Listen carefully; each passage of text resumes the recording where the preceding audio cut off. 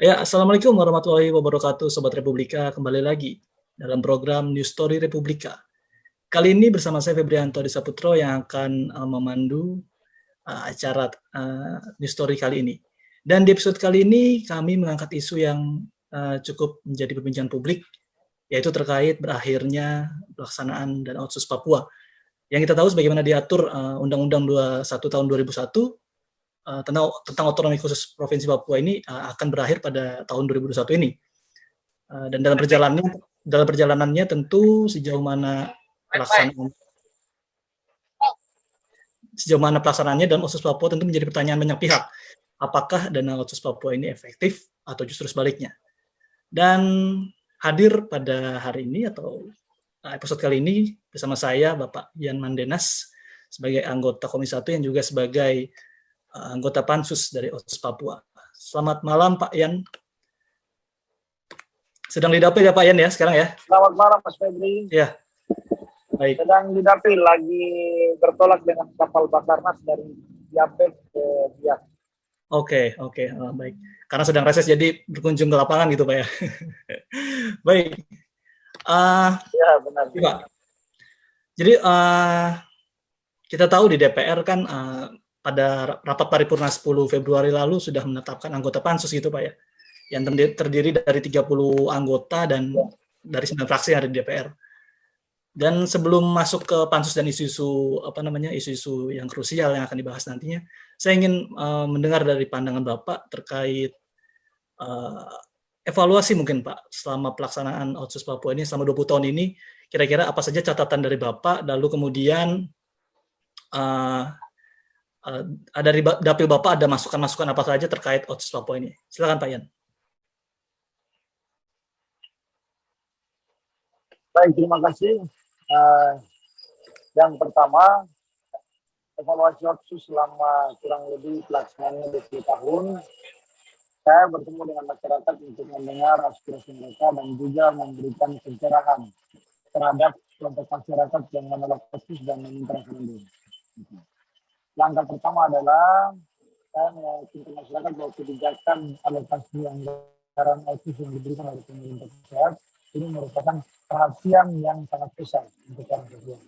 Tetapi memang kita akui ada kekurangan dan kelebihan. Kekurangannya letaknya bukan saja pada pemerintah pusat. Kebijakannya sudah bagus, implementasinya itu yang perlu kita evaluasi dan terus kita berhasil. Daerah juga bertanggung jawab terhadap kegiatan Otsus jika itu dikatakan masyarakat demikian. Nah, tapi saya mengajak masyarakat untuk terus optimis kita berjuang dan berusaha agar kita akan terlibat sebagai pelaku pembangunan dan kita tidak pasif. Kita tidak kontra dengan kebijakan pemerintah, tapi kita dukung dan kita dorong percepatan, kita intervensi kebijakan kalau itu keterlibatan masyarakat dalam pembahasan undang-undang Otsus melalui wakil-wakil rakyat, antara lain salah satunya adalah saya, sehingga suara mereka akan didengar sampai ke Senayan, akan didengar oleh pemerintah pusat untuk mendapat informasi sehingga ada keseimbangan dalam merevisi undang-undang Otsus antara harapan dan kenyataan masa depan dan antara harapan dan kenyataan hari ini. Kenapa demikian? Karena masyarakat Papua merasa pelaksanaan Otsus selama 20 tahun masih jauh dari capaian kesejahteraan yang mereka inginkan. Nah, ini yang menjadi substansi utama dalam penjaringan aspirasi kali ini dan sangat menarik. Banyak pro kontra tentang Otsus, tapi kami yakinkan terus untuk mereka harus tetap berjuang dan memberikan masukan secara terus-menerus tanpa bosan-bosan. Sehingga kesejahteraan itu bisa tercapai. Kalau bukan kita, generasi penerus kita, anak cucu kita akan melihat itu. Baik, Pak, kalau kita lihat kan banyak juga yang mengkritik dana Otsus ini kan begitu besar, tapi kesejahteraan Papua masih terbelakang gitu, artinya masih bahkan jadi salah satu provinsi yang cukup jadi urutan buncit itu paling miskin. Nah ini terkait dana yang besar ini lalu kemudian bertolak belakang dengan kesejahteraan di Papua ini sebenarnya apa yang terjadi sih Pak?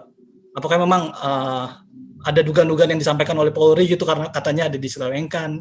Yang pertama, saya pikir dugaan itu benar. Dana Otsus ini banyak diselewengkan oleh kepala-kepala daerah di Papua. Jadi saya minta KPK itu jangan segan-segan untuk menangkap para pelaku koruptor di Papua. Karena semakin dibiarkan koruptor ini merajalela di Papua, semakin mempercepat orang Papua berteriak merdeka. Jadi kalau mau supaya konflik di Papua ini aman, dan mau supaya kita akhiri berbagai macam dinamika sosial politik yang terjadi, akhirilah juga dan berantas korupsi dengan tegas dan konsisten di Papua. Baik, kemudian langsung masuk ke isu-isu yang dibahas nantinya, Pak. Kalau tadi Bapak sempat singgung Dana Otsus Papua ini emang ada dugaan diselewengkan gitu. Apakah nantinya di dalam revisi Undang-Undang Otsus ini langkah apa gitu untuk mencegah nantinya di revisi ini untuk menutup gitu celah korupsi ini gitu, Pak? Langkah yang kita lakukan yang pertama, audit Dana Otsus selama 20 tahun yang digunakan kepala daerah di Papua, baik provinsi, kabupaten, kota harus dilakukan. Langkah kedua adalah kita benahi kebijakan alokasi dan pembagian alokasi dan distribusi dana otonomi khusus serta pemanfaatan, kemudian pelaporan dan evaluasi supaya ke depan tidak terlalu berbelit-belit dari sisi birokrasi dalam pengelolaan keuangan Otsus. Jadi anggaran Otsus ini bisa dikelola dan diperuntukkan pada program-program prioritas nasional yang diamanatkan oleh Undang-Undang Otsus melalui kebijakan pemerintah pusat. Oke. Pak, kalau bisa dijabarkan apa saja sih Pak isu-isu krusial yang nantinya akan dibahas di dalam pansus nantinya gitu Pak? Saya pikir isu krusial adalah bagaimana kita perbaikan kewenangan. Kita perbaikan kewenangan dalam implementasi program dan pembiayaan. Agar ke depannya kesejahteraan yang kita ingin masyarakat Papua capai itu kesejahteraan dicapai dengan cara apa? Begitu. Anggarannya, mekanisme untuk mendukung pelayanan publik dan mendukung pemberdayaan orang asli Papua di berbagai aspek itu seperti apa yang harus kita lakukan. Nah, kemudian supervisi ke depan kita minta pemerintah pusat untuk selalu melakukan supervisi agar tidak ada terjadi penyalahgunaan dana otonomi khusus dan bila perlu kita mendorong agar ke depannya ada pembentukan lembaga atau kementerian khusus yang menangani daerah-daerah otonomi di Indonesia. Nah, sehingga fokus bisa secara terus-menerus membangun komunikasi dengan pemerintah daerah, baik kabupaten maupun provinsi, untuk melakukan evaluasi secara rutin terkait dengan kinerja dan capaian pembangunan selama otonomi khusus ini diperpanjang dananya. Pak, salah satunya kan yang cukup ramai dibincangkan itu terkait isu pemekaran wilayah gitu Pak. Nah, kalau untuk terkait pemekaran wilayah sendiri nantinya akan dibahas juga di revisi undang-undang ini atau seperti apa? Atau mekanismenya beda lagi gitu Pak? Ya, saya pikir pemekaran merupakan salah satu yang harus masuk di dalam aisan pembahasan undang-undang. Sehingga ke depannya kita mekar berdasarkan rancangan undang-undang otonomi itu yang sudah kita desain. Jadi ketika mekar nanti semua sudah kita tahu wilayah mana saja yang nanti dimekarkan, terus ibu kotanya di mana, begitu. Letak wilayah adatnya di mana saja yang kita bagi. Karena di Papua ini kan ada 5 wilayah adat. Papua Barat ada 2 wilayah adat. Jadi total 7 wilayah adat di Papua. Sehingga kalau bagi pun ada 7 provinsi. Kalau sejauh ini dari konstituen Bapak sendiri yang menginginkan memang adanya pemekaran itu atau seperti apa Pak?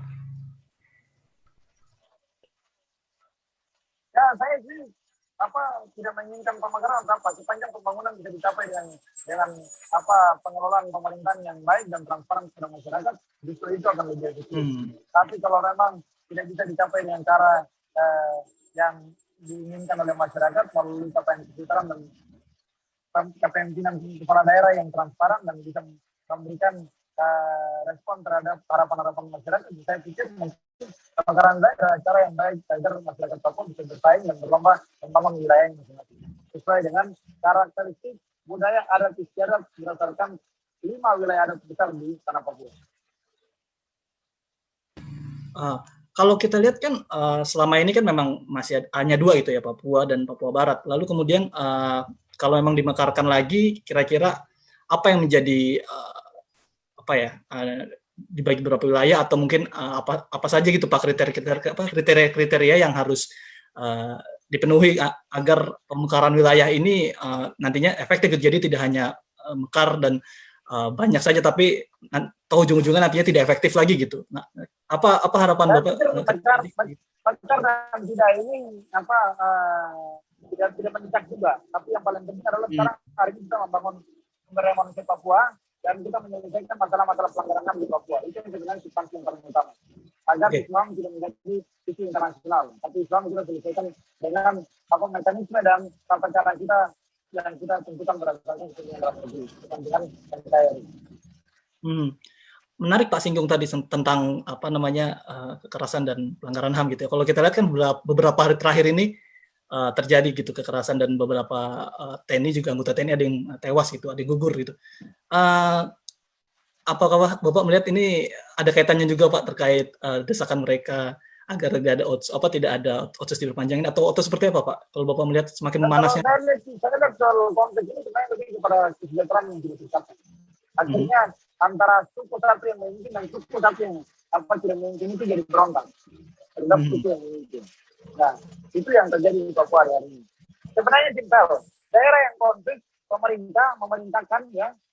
memerintahkan kepolisian atau pemerintah melalui Menteri Dalam Negeri mendorong agar aparat untuk menjemput paksa bupati-bupati yang daerahnya konflik untuk kembali mengurusi daerahnya. Tinggal aparat TNI maupun Polri memberikan jaminan keamanan agar bupati bersinergi dengan TNI Polri untuk menyelesaikan konflik di daerahnya sendiri. Karena itu sudah konsekuensi kita sebagai kepala daerah mungkin wajib hukumnya bertanggung jawab kepada masyarakat yang kita pimpin. Oke Pak, mungkin ini pertanyaan saya selanjutnya.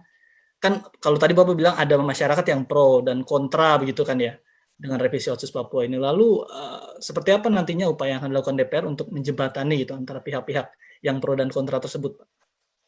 Saya pikir pro dan kontra itu dinamika biasa. Nggak perlu kita jembatani juga, ya. Tentu kita bisa serapasi dengar aja. Kita yakinkan masyarakat bahwa inilah kebijakan pemerintah. Tidak ada pilihan lain selain Otsus. Itu yang saya sampaikan juga kepada masyarakat. Jadi mau tolak, mau tidak, tetap akan kita laksanakan ini. Karena ini keputusan pemerintah. Dan saya yakin masyarakat Papua akan menerima itu. Kalau pro dan kontra antara terima dan tidak terima, yang tidak terima itu karena luapan emosional mereka. Tapi orang Papua ini hatinya baik-baik semua. Jadi pasti mereka akan bisa terima walaupun sudah berulang kali mereka disakiti oleh pemerintah daerah maupun pemerintah pusat karena mereka rasa bahwa tidak sesuai dengan harapan mereka. Oke. Pak, kalau untuk mekanisme nanti di DPR sendiri, seperti apa sih Pak tahapannya? Karena kan ini kan sedang reses. Nanti kemudian setelah reses, kapan akan mulai membahas dan siapa saja nanti pihak-pihak yang diundang gitu Pak? Saya pikir mekanisme kan nanti kita tetapkan di dalam rapat. Ini kan ini baru terbentuk. Prolegnas belum kita tetapkan. Setelah prolegnas kita tetapkan dulu, baru kita mulai masuk ke tahapan mekanisme. Artinya nantinya baru setelah pembentukan atau penyusunan anggota-anggota dan penentuan pimpinan, baru setelah itu ditentukan siapa-siapa saja mitra-mitranya gitu Pak yang akan diundang gitu ya? Penyusunan pimpinan kita sudah susun saat ini, tapi penyusunan pimpinan, tapi kalau prolegnas itu belum ditetapkan, sama saja kita belum tentu bisa memulai pembahasan. Tapi kita akan menunggu sampai menetapkan prolegnas prioritas dan perubahan prolegnas 2019-2024, baru kemudian nanti kita bisa melakukan pembahasan yang lebih lanjut. Ada target nggak sih Pak? Seharusnya harus sesegera mungkin gitu kan? Target kita adalah 2 masa sidang untuk penugasan pimpinan DPR. Revisi undang-undang pemilu ini harus selesai. Baik. Pak, mungkin terakhir Pak untuk harapannya ini Pak untuk pansus ini agar bisa berjalan dan bisa memenuhi apa yang diharapkan oleh masyarakat Papua sendiri gitu Pak. Harapan saya pansus tidak mendengar sekian. Karena ini inisiatif pemerintah, pansus harus membuka ruang dan membuka diri agar mendapatkan banyak masukan dari masyarakat Papua dan mendengarkan masukan juga dari pemerintah daerah. Kemudian nanti kita menarik kesimpulan dan kita menetapkan apa yang terbaik untuk Papua ke depan. Baik, mungkin itu saja Pak. Atau mungkin ada lagi Pak yang ingin ditanyakan? Itu saja mungkin Pak ya. Cukup. Iya. Terima kasih banyak karena sebentar lagi sinyalnya hilang. Ya, tidak apa-apa Pak. Terima kasih atas waktunya Pak ya di tengah kesibukan reses. Ya, semoga bisa berjumpa lagi di lain kesempatan pansus Papua gitu Pak ya. Ya, itu tadi perbincangan saya dengan anggota Komisi 1 sekaligus juga anggota Pansus Otsus Papua Yan Permenas Mandenas. Sampai jumpa di News Story Republika selanjutnya.